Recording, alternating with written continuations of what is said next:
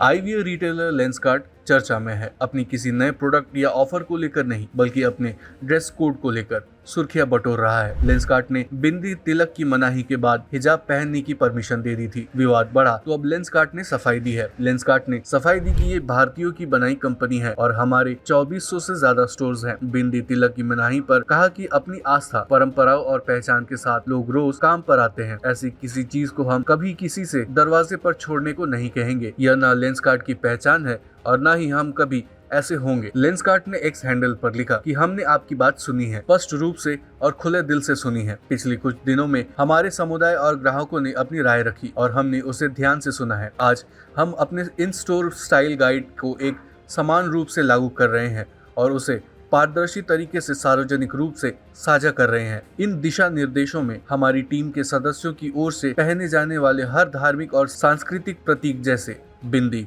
तिलक, सिंदूर, कलावा, मंगलसूत्र, कड़ा, हिजाब, पगड़ी आदि का स्पष्ट और बिना किसी भ्रम के स्वागत किया गया है।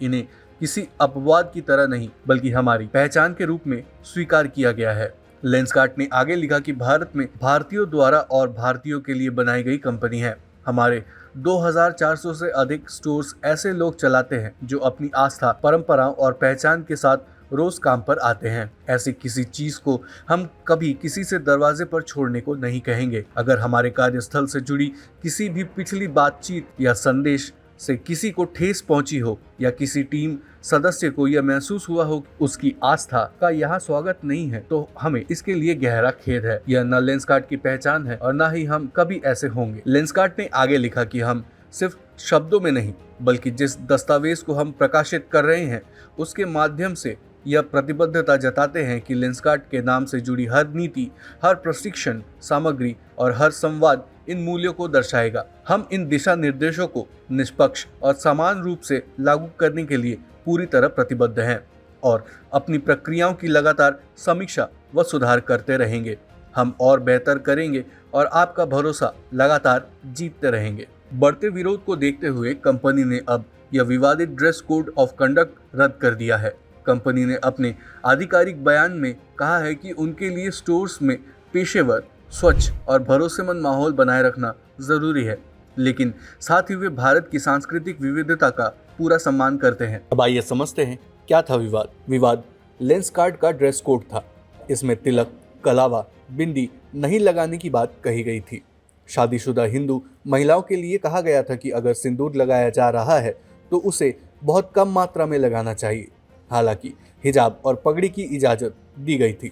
हिजाब पगड़ी के मामले में भी कहा गया कि उसका रंग काला होना चाहिए। ऑनलाइन शेयर किए गए ड्रेस कोड डॉक्यूमेंट में लिखा है कि हिजाब में छाती का मध्यम हिस्सा ढका होना चाहिए, लेकिन हिजाब ऐसा नहीं हो जिससे कंपनी का लोगो ढक जाए।